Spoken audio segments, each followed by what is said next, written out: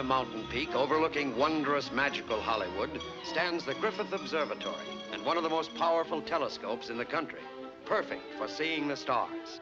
To this mountaintop come solemn students of celestial phenomena, as well as those who just want to look at the stars, or perhaps gaze on the heavenly bodies of these two young Hollywood starlets, taking a day off from their duties at the studio far below. Not exactly students of the celestial, these girls are nevertheless very interested in the luminaries. And the best way to see the stars is to get up high and look down. It's not always easy to see a star in Hollywood, even if you work in a movie studio. And that's what's worrying these two budding starlets. 6 weeks in Hollywood, well on their way to becoming stars in their own right, and they haven't even seen a movie star. Well, get a focus on Hollywood, girls, for there are more stars down there in view of your telescope than there are in the heavens above. Well, anyway, more whom you could call by name. Besides, you'll never get a stiff neck looking down. As long as you're peeking at Hollywood, you might as well start at the bottom and work up. Right now, you're looking at footprints. And if you can't recognize your favorites by their footprints, you have their signatures to help. Oh, you want to put your hand in, too? Well, not yet, Miss Starlet. The forecourt of Grauman's Chinese is for the exclusive use of those who've arrived. But don't worry, someday both of you may have your footprints and handprints pressed into the wet cement of that same forecourt, and then you'll know that success in filmland has come your way. But let's take a peek at the stars themselves. Here we have one of the brightest in the whole Hollywood constellation, the internationally celebrated extremist, that famous fruit and flower painter, Senor Ken Salvador Murray. Being a strict nonconformist in the arts, Salvador has decided that here will be created the canvas to end all canvases. Salvador used to be an impressionist, but he gave it up because he wasn't making a very good impression. Swing that telescope around, girls. Let's take a peek at a different kind of star. Here he is, and there's no doubt about recognizing him. That's right, girls, it's Arthur Lake, the male member of the Bumstead family, Blondie's husband, Dagwood. There was a time when Dagwood stayed in bed while Daisy the dog went out after the morning paper, but Daisy's gone on strike, holding out for $1.50 for overtime. Dagwood has mastered the art of walking on the grass without getting his feet wet. Hey, girls, take it easy. Just because you've always wanted to see a star informally, that's no reason to stare.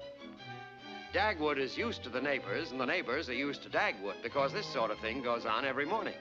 But say, Dagwood, you know you're being spied upon by two lovely young ladies? Yeah, up on the hill.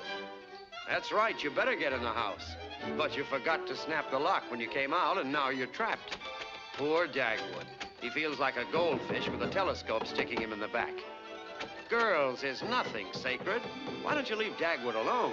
He has enough troubles of his own. Let's have a peek at an old friend of yours, Hal Peary, better known to his thousands of radio and picture fans as Throckmorton P. Gildersleeve. He's the little fellow there, the one who's bumming the cigar. Gildersleeve fancies himself a cigar fancier, and this one lights like the dollar kind. But wait a minute, it puffs like the 2 for a nickel kind. Why, the nerve of that guy handing me a cheap rope like this, says Gildersleeve to himself. Say, it's a good thing I threw that one away after all.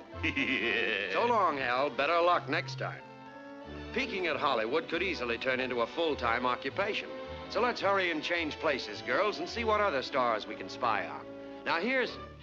Say, wait a minute. It seems we've been here before. Isn't that Salvador Murray, the great futurist, at work? What symphony of cubistic design are those inspired strokes creating? What masterpiece of contemporary art unfolds before our very eyes? Well, the answer to that one will have to wait. We've got some more snooping to do. Let's stop at Earl Carroll's spectacular theater restaurant, where some of the world's most beautiful girls entertain. Like the forecourt of Grauman's Chinese, the entire front wall of Earl Carroll's is devoted to the posterity of Hollywood's motion picture stars. And here they come, through those portals which proclaim them the most beautiful in the whole wide world. Here's Earl Carroll himself, hurrying to supervise some publicity shots about to be made of his girls. Earl objects to the girl in the fans. Not enough body showing. Sorry, those fans will have to come down, says Earl. Well, I guess that's one on you, Mr. Carroll. If you'll move your telescope a little, girls, you'll spot two lovely young stars engaged in their favorite sport. Recognize them? Of course, it's Virginia Wheatler and Jane Withers, both veteran movie stars at the ripe old age of 18. Remember Virginia as the little moppet in Mrs. Wiggs of the Cabbage Patch? And of course, you'll never forget Jane as Little Miss Nobody and the Holy Terror. Quite a contrast from the lovely ladies we see here. Jane decides to start the ball rolling. She feels a little overconfident because she made the last hole in better than one. She missed the ball and sank the divot. Of course, Jane's golf wasn't always that good. There was a time when she couldn't get around the course without an adding machine. But she never goes out but what she doesn't break 80, and that's more clubs than the average girl carries. What a beauty. Still is. Wasn't even scratched. Virginia's game has been consistent, too. This morning, she went around the 18 holes and shot a 76. And that's just counting putts.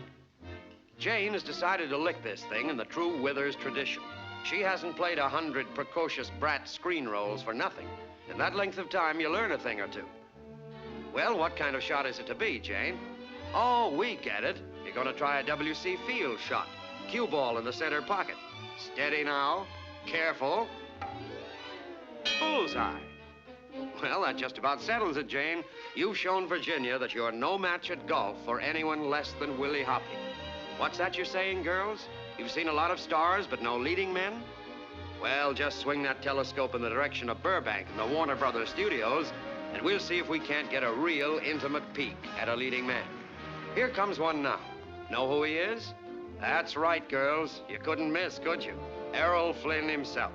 Think of it, Flynn in the flesh. Errol is studying over his lines for the start of his new picture, The Adventures of Don Juan. You'll never forget Errol as the swashbuckling hero of such adventure pictures as Captain Blood, Robin Hood, and the Seahawk.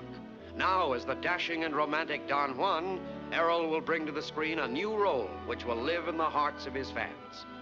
Say, Errol, I know you're trying to concentrate on your lines, but do you realize you're being watched by two very charming young ladies? Well, there he is, girls, your Don Juan in person. And what a leading man to play opposite when you become stars yourselves. Go on, Errol. Wave to the ladies. Can't you see them up on the hill? They're knocking themselves out, and all for you. There they are, right under the sun. Now you can see them, and you'd better take a good look, because you may meet them again on the set someday. Well, so long, Errol, and good luck. Now what, girls? You want more stars? Or shall we go back and see how our old friend Salvador Murray is getting along with his modern masterpiece? The last deft stroke, the final splurge of inspiration, and Salvador Murray grasps his creation transfixed. It's life itself, exclaims Salvador. Well, for goodness sake, what is it?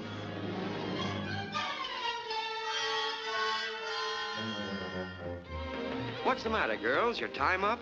Well, don't feel badly. You've had more than your dime's worth of peaks at Hollywood. So long. See you in the movies.